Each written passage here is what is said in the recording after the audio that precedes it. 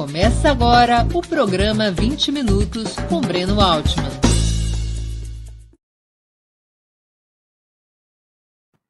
Bom dia. Hoje é 21 de outubro de 2021. Estamos dando início a mais uma edição do programa 20 Minutos Internacional.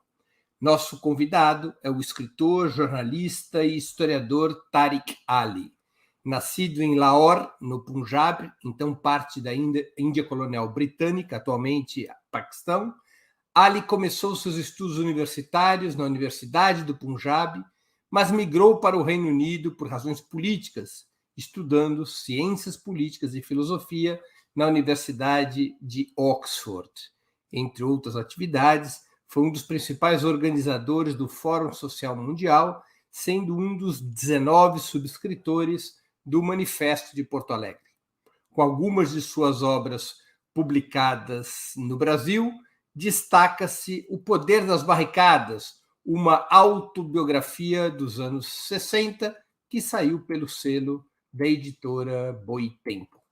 Antes de começar a conversa, gostaria de pedir que façam uma assinatura solidária de Opera Mundi em nosso site ou se tornem membros pagantes de nosso canal no YouTube. A imprensa independente precisa da sua ajuda para se sustentar e se desenvolver. Também peço que curtam e compartilhem esse vídeo, além de ativarem o sininho do canal. São ações que ampliam nossa audiência, nosso engajamento e nossa receita publicitária.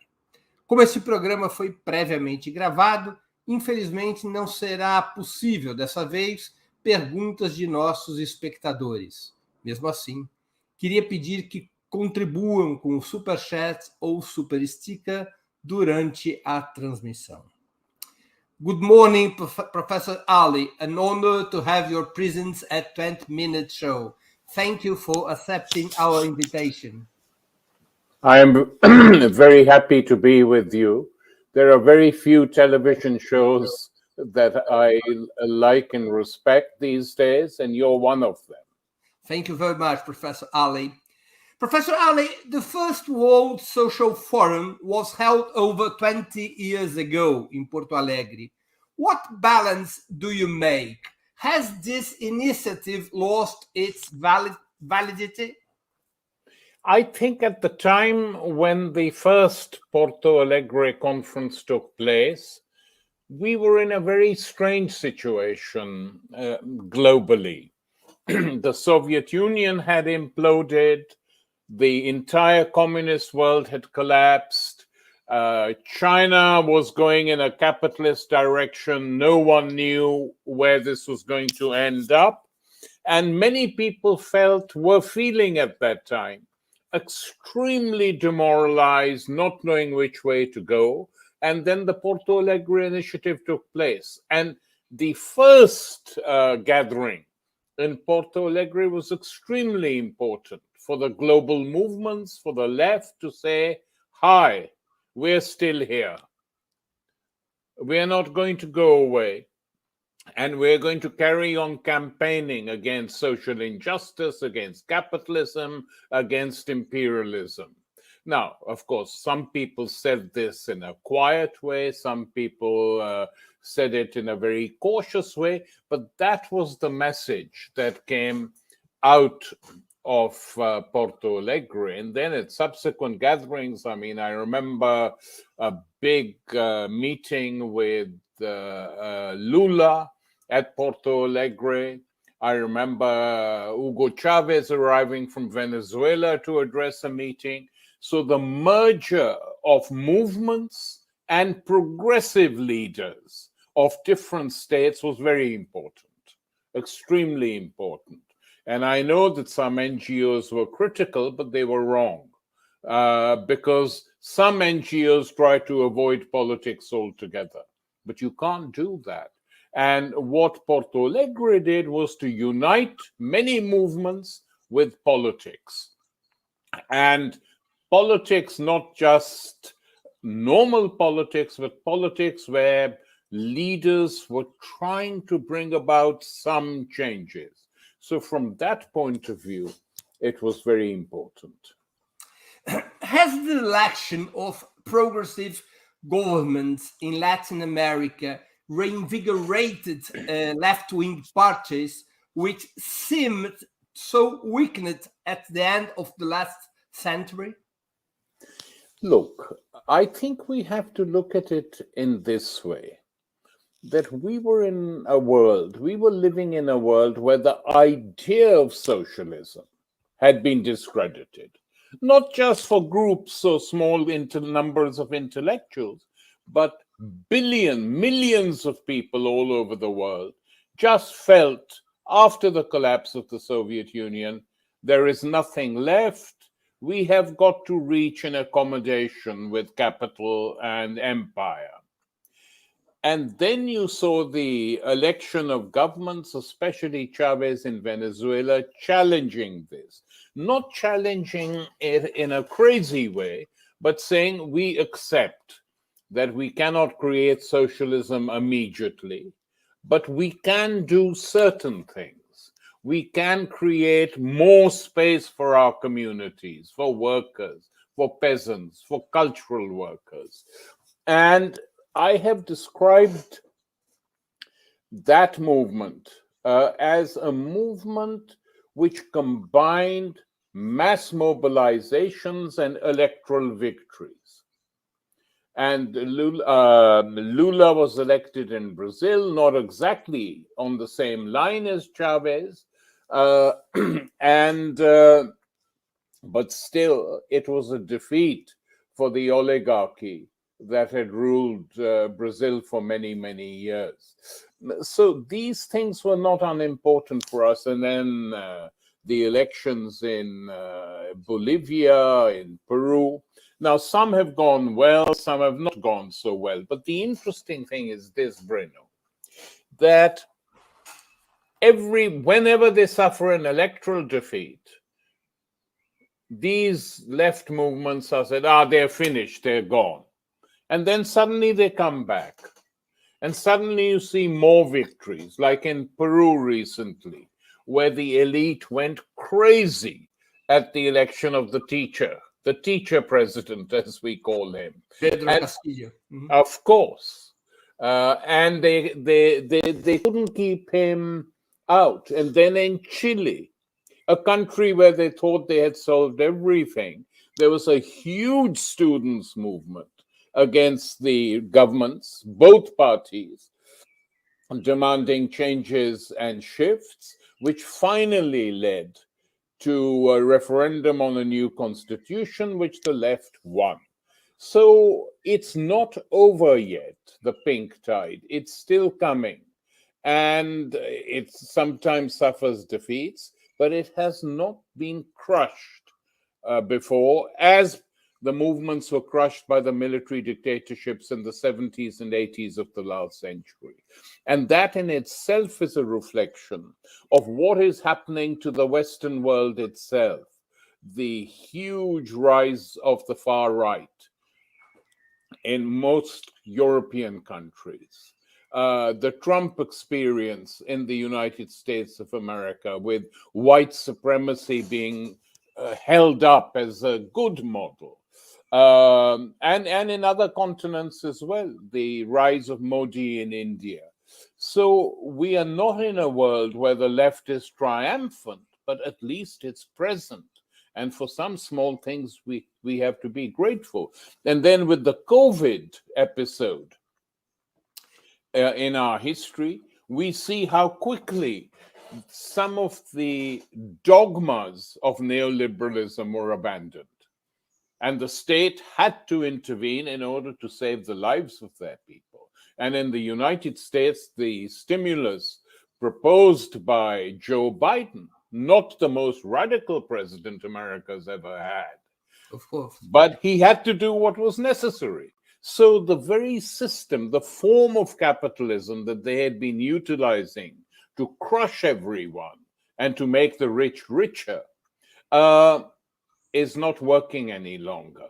And so big debates are taking place both in private and in public on what the future holds. Do you think that the 2009 crisis of capitalism plus the current situation caused by the pandemic could reposition socialism as a real and concrete perspective for large part of humanity? I wish I could say yes. I really do, but I am not sure at all whether it can, and I'll tell you why. The 2008 Wall Street crash, which you just mentioned, didn't result in any real shift, no structural changes. They saw blood coming out of their bodies and they put sticking plaster on it. We can't do anything, let's see if this works. And then soon, within a few years, they were carrying on just like before. They had got away with it. There were no huge movements demanding change till the Gilets jaunes, the yellow vests, are immersed in France, not attached to any particular political current, but a movement from below which shook the French elite without any doubt. And then by the time the pandemic hit the world, they were in a state of collapse. What are we going to do now? And they had to do what many of us had been saying to them for years and years. This form of capital, neoliberalism, is not going to work forever. Sooner or later, it will crash. And then you will have to do what you attack us for saying, utilize the state machine, the state financial system, to actually revive and stimulate the economy, to build a new social infrastructure so that things can at least move forward again. Now, this is beginning to happen, but on a relatively a low level. So we shall see. I mean, the effect of the virus, the pandemic on your own country, Brazil, has been horrific, absolutely horrific, because you are unfortunate to have a Neanderthal political leadership who feels that basically if he pays the military enough and puts military people in every position, he will be safe. But it's not so easy to get away with that. There will be problems, even in Brazil. So it's a very volatile world, Breno, is what I'm trying to say. And how we get out of it depends on the degree of mobilization, whether people believe an alternative, even an alternative within capitalism, is possible or not. But I think there's everything to play for. We shouldn't be too depressed and too demoralized. Why, in your opinion, there is a massive far-right wing in many countries, but not a massive far-left wing?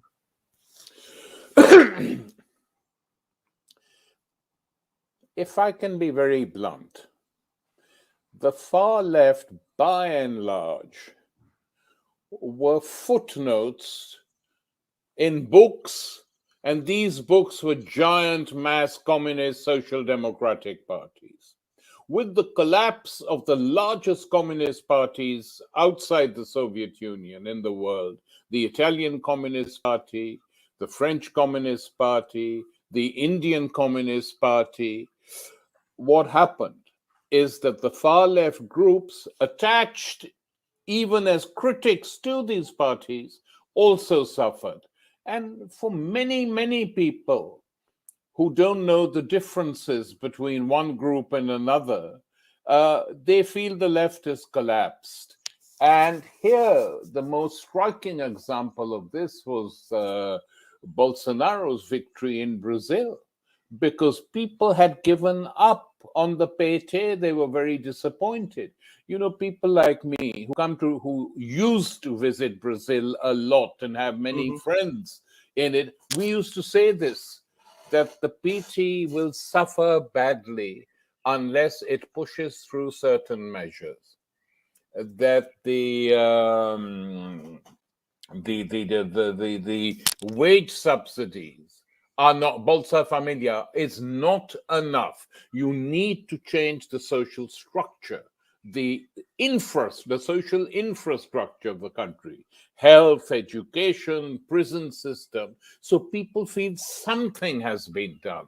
But instead, they largely stuck to the Bolsa Familia, which I'm not saying was unimportant, but on its own, that couldn't deliver the goods. And in other cases, the United States played a big part via their sanctions regime against progressive governments, via what they were doing behind the scenes to get rid of governments or destabilize governments. I'm amazed Maduro is still in power in Venezuela. To be honest, given that the Americans have waged a huge campaign against him, and the cynicism with which they suddenly produced a new president, Guaido, who was presented to the leaders of Western Europe and NATO, this is the real president of Venezuela. Well, that has blown up in their face. How can he be the new president of Venezuela? And what the US thought was, if we can buy over the Venezuelan generals, that will be enough. We will get rid of Maduro and we will put this place. I'm not saying the Maduro government has not made mistakes. It has, but so did Chavez, so did Lula. We have to understand that. But despite that, they were trying to do something different. But the Americans tried to bribe the generals in Venezuela and failed. And some of them spoke up and said, we are insulted. They think they can just buy a country by buying its generals. And this shocked the Americans because they thought it was easy. They had very bad intelligence. So the left is discredited to a certain extent. But wherever the people experience right-wing governments in power, they suddenly realize we have made a huge mistake. How can we pull out of it? How can we get back? In France, there's a clash now between the President Macron and the far right. And who will win remains to be seen. We don't know. I think the center will win, but we can't be assured. But we have to ask, why are so many French people, including many who used to vote for the Communist Party, former workers, voting or saying that they are going to vote for Marine Le Pen or Eric Zemmour, who is even more to the right? And I think we have to say that they feel that the system has let them down. And they are promised, I mean, Le Pen doesn't just talk about immigration. She also talks about employment and state intervention, etc., etc. So people get taken in by this. And I think, unfortunately, the only way is going to be for them to experience a government of this sort. I mean, I see in the newspapers that for the last months now, Lula is leading in the opinion polls in Brazil, where his party was defeated very badly. It's interesting. It's Lula, not so much the PT, but still, what are they going to do about it to prevent him? They took him out of the elections through judicial maneuvering. But if he wins again, it will be a step forward. Have no doubt about it. So this is the stage we're in. People don't know what to do. They try one group of politicians, they feel let down. They try another group. For them, it's not a big difference. It's the far right. They say, okay, let's see what they will do. And you can see what they did when they've been in power in Italy. Absolutely nothing for the people. So again, there are shifts away. And, you know, we can't be voluntarists. We can't force people. We have to wait and speak the truth as much as we can. Professor Ali, in your opinion, is it proper to classifying this current far right as fascist? I tell you, for me, fascism is a very particular concept. And it's a philosophical, political concept which was developed in Europe in the 20s and 30s.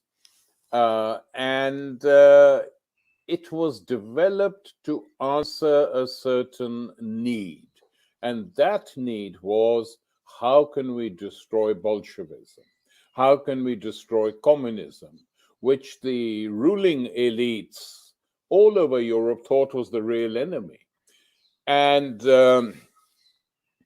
Churchill once wrote, I've just finished writing a book on Churchill, so it's very fresh in my mind.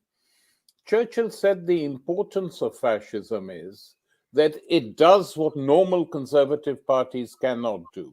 It mobilizes tough people on the streets who can physically deal with the communists. So there was a very clear purpose, the threat of a revolution from the left. And that is how fascism was theorized and came into being. Today, I don't think, apart from a country like Greece, where the fascists were real and genuine fascists, Golden Dawn, in the other countries, they are far left, far right groups who don't describe themselves as fascists. Marine Le Pen doesn't either. That she has a core of fascists in her party, I am sure. That some of the fascists in Brazil are with Bolsonaro, I am sure, and other countries. But that there were pretty hardcore fascists backing Trump, yes. But that doesn't mean the Republican Party is a fascist party as such. It's moved to the right. So I think the description far-right parties, parties of the far right, experimental far-right parties, if you want to call them, is a better description than fascists. Because if you disagree with anyone on the right, you call them a fascist, it doesn't help anything. It doesn't help clarifying your mind or clarifying the minds of people. I understand. Let's sense a little bit our issues. Do you consider that the conflict between China and the United States represents only a geopolitical shock, or could it transit to a dispute between systems as occurred in the Cold War between the USA and the Soviet Union? I think it can't do that economically. For most of the Cold War, the Soviet Union, and for large part of the Cold War, China, were countries whose markets were closed to capital. No capitalist enterprise, including their native ones, could function. So the implosion of the Soviet Union and the Chinese turn to a capitalist road opened up these markets.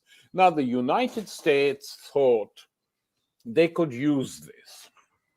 So as long as the leaders in these countries, Gorbachev and Yeltsin, Deng Xiaoping and his successors, were doing what the Americans wanted them to do on the global stage, listening to them, accepting their advice, there were no problems.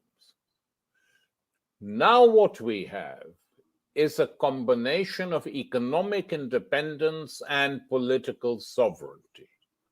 So when the Chinese oppose some measure by the United States, it makes them very angry. But why? China is a sovereign country. It's not like Japan, where you have a big military base in Okinawa. It's not like South Korea. Likewise, it's not like Western Europe, which you control. These are sovereign states. And it's this sovereignty that the United States doesn't like, either in the Middle East, where they've destroyed sovereign states, or in China and Russia. I don't think they can just destroy China and Russia. I mean, Putin is a conservative guy, but he will defend Russia against any American intrusions, which is why he went on the offensive in the Crimea and in Syria, because the Americans had promised his predecessors, Gorbachev in particular, that there would be no NATO expansion.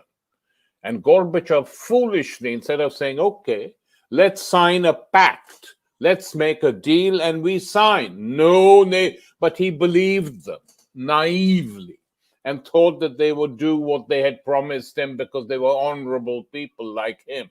That's what he thought. And Yeltsin carried on in the same old way. Putin has resisted them. Now, whether there will be a Cold War or not, on that scale, I doubt. But what there is a severe conflict in the economic sphere, because China has developed. You know, it's astonishing, the rise of China in economic terms, and it defends its own interests. And these interests often are not the same as US interests. So they behave foolishly. You know, I would say that arresting the daughter of the owner of the big IT company, Huawei, was a gangster operation. Why do you want to start down that? So the Chinese then respond by picking up Canadians, and finally they have to do a deal a few years later. But it was not China's initiative to behave like that.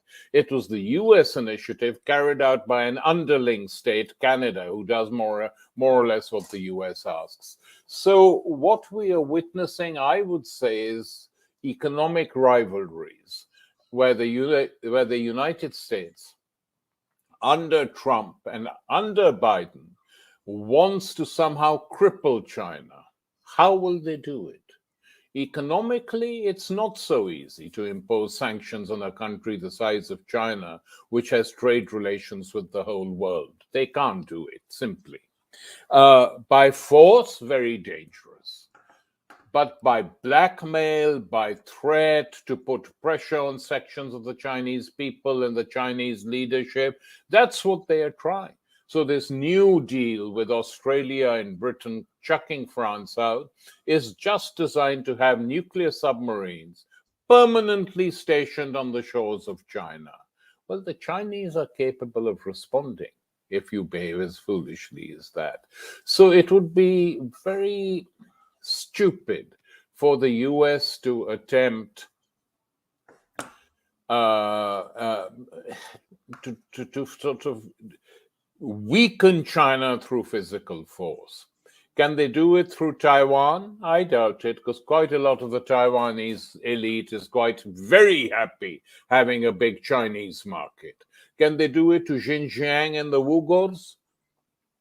Well, if you try and encourage that, then you destabilize Central Asia again. So the Russians, in other words, will get very angry too. So I'm not saying this will stop the United States, but they do have intelligent people in that country who work for the State Department and the intelligence agencies. Sometimes we forget that because they do such stupid things. But there are people there who think and advise not to do this, not to do that. Which faction wins, I don't know. Professor, do you think that the White House, as it did with Soviet Union, is imposing another arms race in order to break Chinese economy? I'm very worried about. I'm talking about this last agreement among United States, United Kingdom, and Australia, the AUKUS agreement in Pacific Ocean. I mean, that's what come to my head when I asked you this question. And you're right. When I first read about this agreement, my first thought was, this is very high-level blackmail, trying to force the Chinese to increase their defense budget, like they did with the Soviet Union very successfully. I mean, I can still see in my mind's eye the cover of The Economist magazine when Brezhnev decided to rearm. And the cover said, the joys of rearmament. They knew they were trapping them. The Chinese know all this. So I think they will probably have to increase their defense budget marginally. but they shouldn't fall into the trap that is being laid for them. That would be an economic disaster, not now, but in a few years' time. In your opinion, is China a socialist country, or has the capitalism been restored there? Well, it is, I would describe it as a state capitalist country with the state under the control of the Chinese Communist Party. So it's not exactly your normal form of capitalism. Basically, some Chinese even say this is merely the Chinese version of the new economic policy that was proposed and accepted by Lenin and Trotsky and the Bolsheviks, but which didn't last too long. We have made it last long to build China up, and then you will see. Now, I understand that argument, but the problem is this. If you create a country, certainly which has progressed enormously on the economic front, but you have a real class divide now between rich and poor. One of the sharpest divisions, class divisions, is between the Chinese rich and the Chinese not so rich and the Chinese poor. And the Chinese leadership is aware of this, and they sometimes even invite Western historians to give them talks on how Britain avoided a revolution in the Victorian period. They think about all this, but these things can get out of control. And China has a history of peasant uprisings for 2,000 years, almost for 2,000 years. So the party cannot simply control this through force if there is real discontent. And that they have to be aware of. My own feeling has been that Deng Xiaoping, when he talked about the four demands of the big changeover, should have put in a fifth demand, which is not simply modernization, but accountability, to devise new forms of making the leadership and the new business elite accountable to workers' committees, to some Soviet-style organizations, which would have been good for both sides. But they didn't do that. They went along in their same way. And privately, some of them say, if we had done that, the Americans would have poured in money and created trouble. Well, up to a point. You can have a system, a democratic system, which is not modeled on the United States or the West, but which is actually in some ways more democratic than those systems, because you have occupational democracy, workers' councils, workers' Soviets, how factories are run. But they copied effectively, the businessmen occupied the US model. And Breno, I don't know whether you watch these Chinese soap operas. I watch them just to get an inkling into how they're thinking. And most of them are appalling. Idols being worshipped, money being worshipped. In the past, when they show historical serials, the Qing dynasty did no wrong. They were great emperors. Well, if they were great emperors, how come there was uprising after uprising? So the whole pattern in which the Chinese have developed is to explain how making money is not a bad thing. Well, if you just say that and nothing more, you're basically creating trouble for yourself. I mean, the latest soap opera, for instance, is called Justice. It's based in Shanghai. It's the history of Shanghai in the 20s and 30s.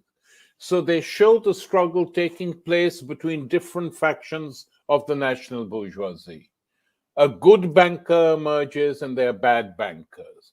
And, this is a period when the right-wing nationalists crushed and massacred the Chinese Communist Party. They don't show that. except in one instance where a communist professor who is helping the trades unions is killed by thugs belonging to a drug gang. That's it. That's all. And I remember Bertolucci telling me once, Bernardo Bertolucci, the Italian filmmaker, I said, why did you choose a subject like the Chinese emperor, the last emperor? Why? He said, I didn't, but they said, give us two alternatives. So he said, I gave them the alternative of André Malraux's book, Man's Fate, set in China to film the Shanghai Massacre. I said, that's it. And they said, what's the other alternative? And he said, the last emperor. And the Chinese Ministry of Culture said, go for the last emperor. So it's a sort of depoliticization of the country and making it forget its own history. Better to do what they've done in the academic discipline of history is to provide a balanced history of what happened. Professor, isn't the situation, the political and cultural situation, changing under Xi Jinping? So they say, but I would like to see a few concrete examples. I mean, I don't think that the reviving neo-Confucianism and hardening out nationalism is a great idea. That is the way they're doing it to deal with the United States. And there are better ways of doing it, which some of them know, because sometimes these young people working in the Chinese foreign ministry, the young wolves or whatever they call themselves, when they reply to the United States, they can be very sharp. They're saying, you're attacking us for human rights. What about the incarceration levels in your own country? What about the way in which Black people are treated? And that shocks America, saying, who are you? But, that's the way to do it, to attack the double standards nonstop. But they're basically not doing it like that. They're effectively fueling Chinese nationalism, which could end badly for everyone. As we are traveling around the world, let's go to the United States. That's my next question.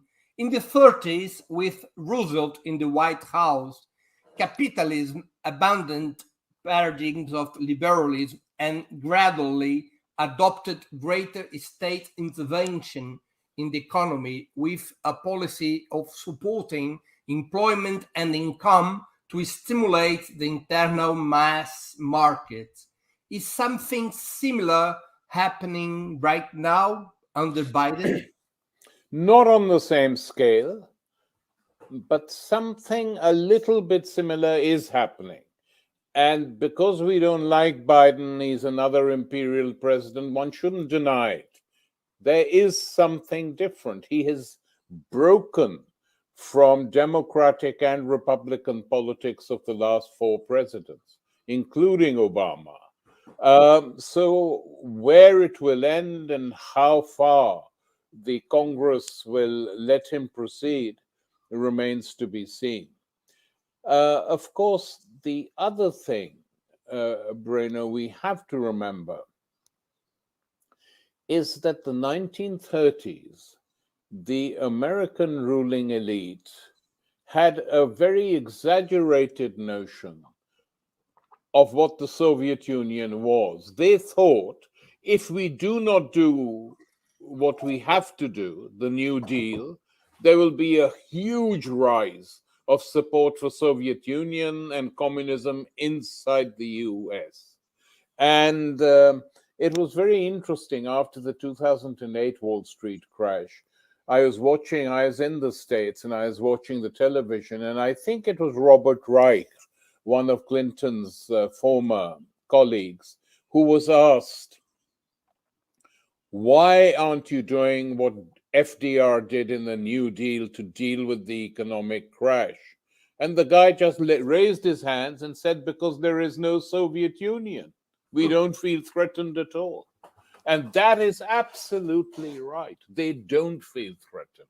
So they feel they can get away with anything. Here they had to act because American politics is going in a very strange way.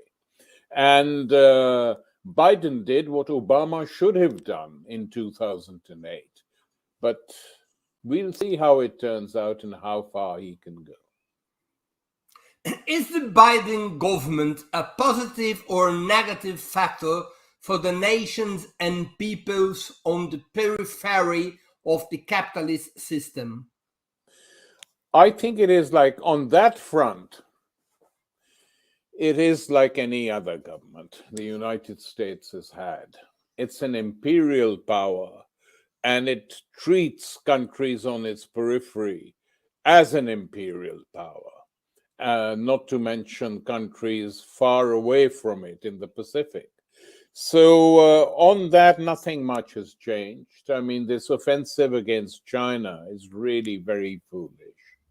But the withdrawal from Afghanistan was good and had to be done. Even Trump was prepared to do it, but they couldn't complete the negotiations. And they had to withdraw from Afghanistan because they had failed. Completely and totally failed.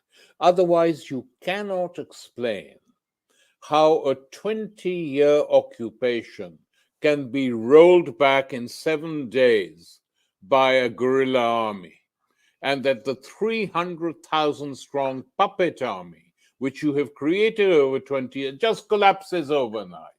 And now they're attacking the Taliban for not accepting a transition government. And the Taliban leadership said, I was reading it, they said, we are prepared to accept, but the person you wanted us to be in a transition government with, your former puppet president, ran away from the country with 3 jeeps full of US dollars, millions of dollars, transferred them to a helicopter and flew out of the country. So tell us, who should we have a transition government?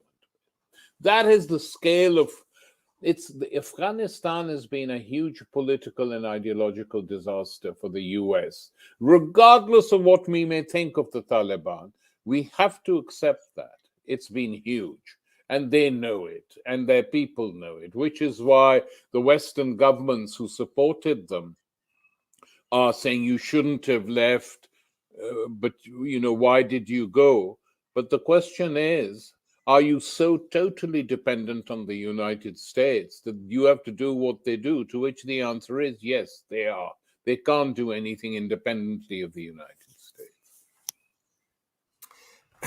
Professor, after the end of the USSR 30 years ago, we witnessed a strong movement of adaptation by the left, or broad sectors of the left, to the perspective of a market economy and liberal democracy.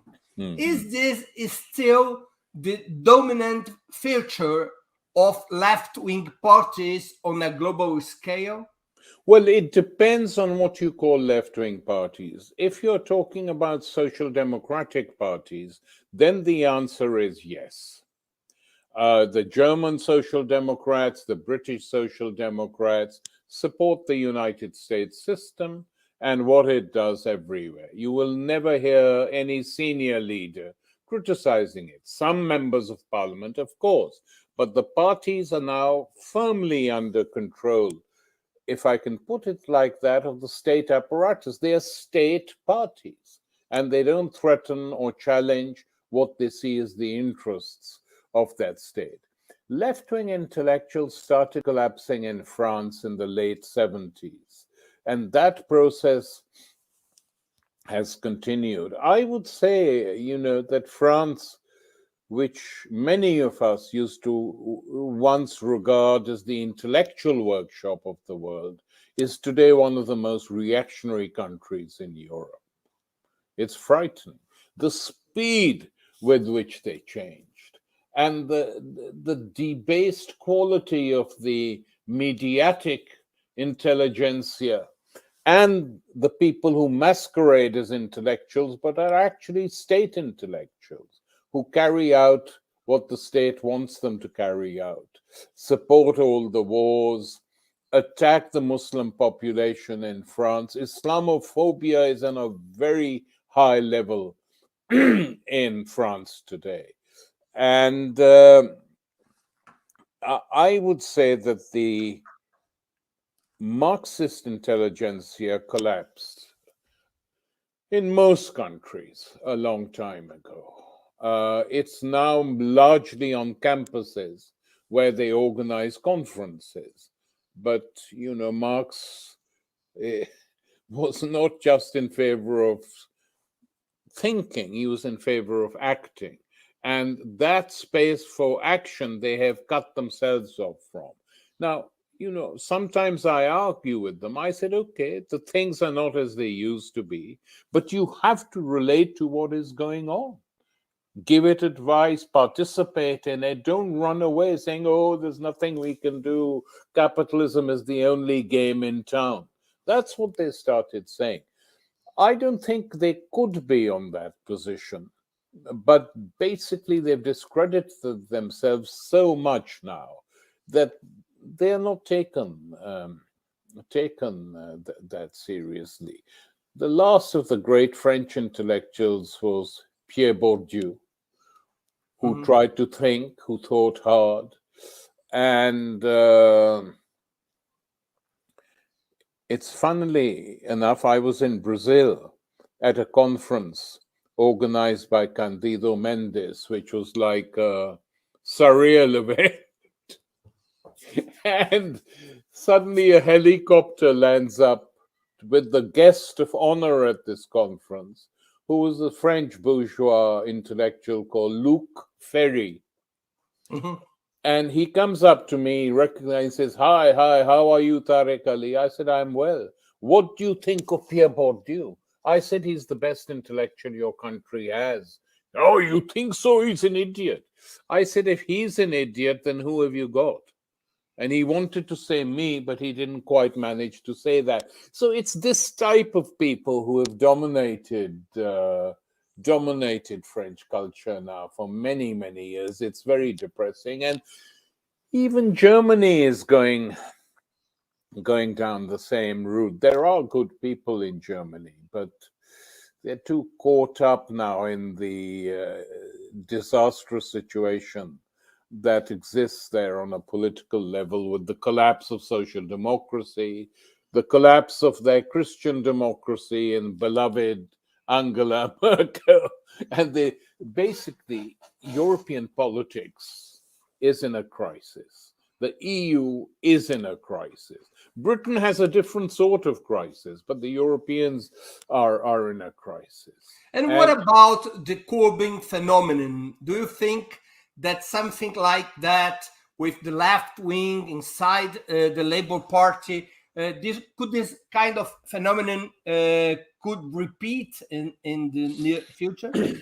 No, I'm absolutely convinced it can't. For one thing, the enemy within the Labour Party, the right-wing bureaucracies that dominate the Labour Party, have learnt their lessons. So they are not going to allow people to join the party just like that. And they have changed the laws so that now you need 20% of parliamentarians before you can even be a candidate for the leadership. No one on the left or even the soft left is going to get that deal done. It'll be people they trust completely. Jeremy's victory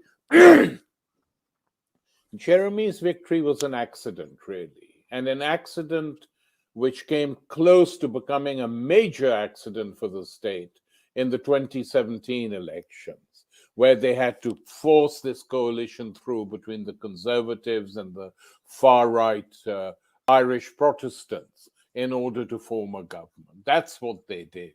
They were shocked, and they made sure that in the next 2 years they attacked him savagely.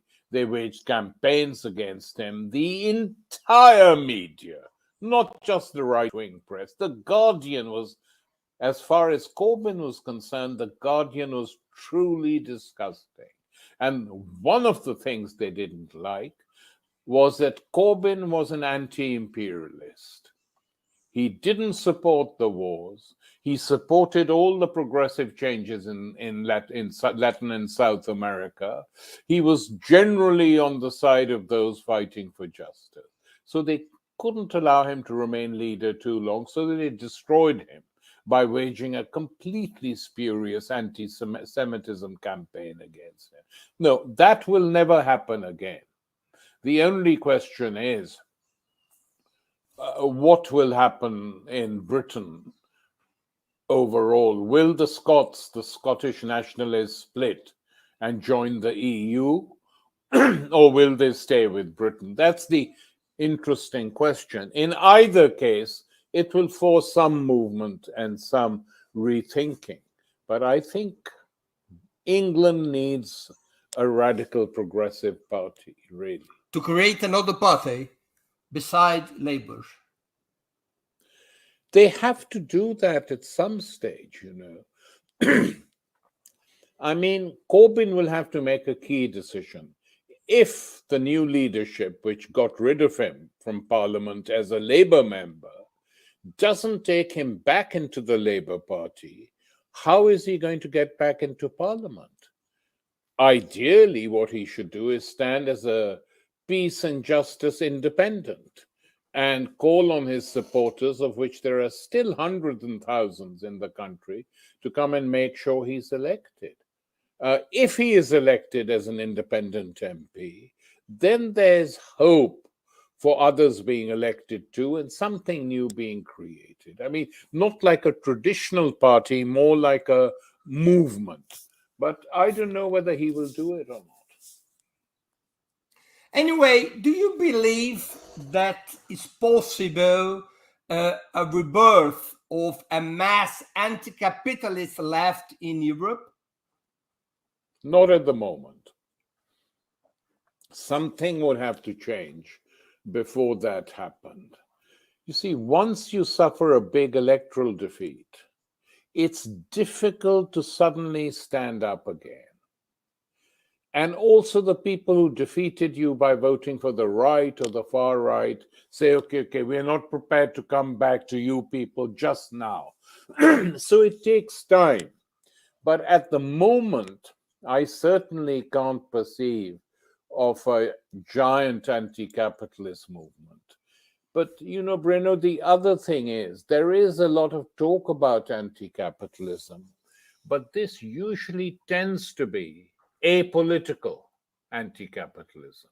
So we can be against capitalism, but we have no idea what to do politically. And that has been very strong in Europe and the United States. So I'm not hopeful on that front. The climate change is the only mass movement. Do you still believe in Marxism and in the idea of revolution? Well, I do, but I think I'm in a very small minority. I think that ultimately capitalism will have to be defeated by some form of revolution or the other. I can't specify to you what model because there aren't any models. But if it isn't defeated, it will carry on like this. And some people who are completely cynical now said maybe the system will blow itself up. I said no. Capitalism is not a system that blows itself up, it blows its enemies up. And its enemies are quite weak now, if the truth is told. Professor Ali, we are arriving to the end of this very interesting and exciting interview, and I would like to make you two more questions I always do to our guests. First, which book would you like to suggest to our viewers? And the second question, which movie or series could you indicate who follow us? Movie or series? No. Let's start with the movie or series. There is a movie made by a young Chinese filmmaker whose name is Hubo, Hubo. Hubo, very young filmmaker who made a 6-hour movie, which is slightly nihilistic, quite depressing, but yet gives you insights of that part of China that you never see. When we see China, we see Beijing, we see Shanghai, we see skyscrapers. What you never see is daily life in provincial towns, which is the film Hubo made called The Elephant. And I would really recommend it. I think it's available freely on the internet. And he committed suicide because his producer said to him, you have to cut it down from 9 hours to 6 hours. And he was so shocked by this demand that he really committed suicide. So it's the only film he ever made. He's written short stories and novellas. And that's about it. So I would recommend Hubo's movie. You have to make some time to see it because it's 6 hours, but you can have breaks for lunch and tea and supper and carry on. Like a cricket game. Like a cricket game. But a cricket game goes on for 5 days. Is it true that a cricket match could stand up to 24 hours? No, more than 24 hours. More than 24 hours. 5 days. Ooh. And that people is stay that at is stadium? yeah. We used to stay up. I still do. Many other people still do. Cricket is like chess. It changes. You don't know who's going to win, except sometimes. But you know, it's like a chess game. Very, very interesting game, which is we talk about some other time. And people stay at the stadium watching to the cricket match. Yeah, you have a lunch break and you have a tea break. And then every day the match ends at 6 o'clock. So it's 11 to 6. And then you come back the next day, 11 to 6. People are used to it. You know, they bring their own food along, etc., etc. It's very exciting. Okay, so it's easier to watch to this Hubo movie, just with a lunch break and a tea break. Lunch and tea break should be fine for you to watch the Hubo movie. And then in terms of books, well, the book I liked very much, I'm trying to remember the author's name now because there are 2 books I liked very much. One is a Japanese novel written by a young Japanese writer. She wrote it when she was very young. And it's about the lives of young people at school. I really have forgotten the name. But the other book, which I liked very much, is that I've just finished yesterday. It's a book called In Memory of Memory, and it's by a Russian, Maria Stepanova, translated by Sasha Dugdale, published by Fitzcarraldo Editions. And this book,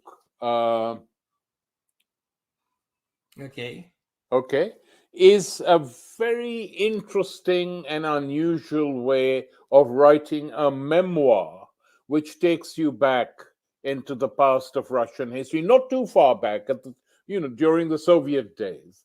And I liked it a lot, both of the way in which it was written and some of the characters that emerged.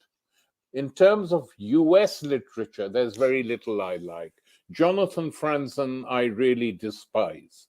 But I know that publishers all over the world look at the New York Times bestsellers list, whether they're in Brazil or France, and they just publish it. Or 2 books from it. That's true.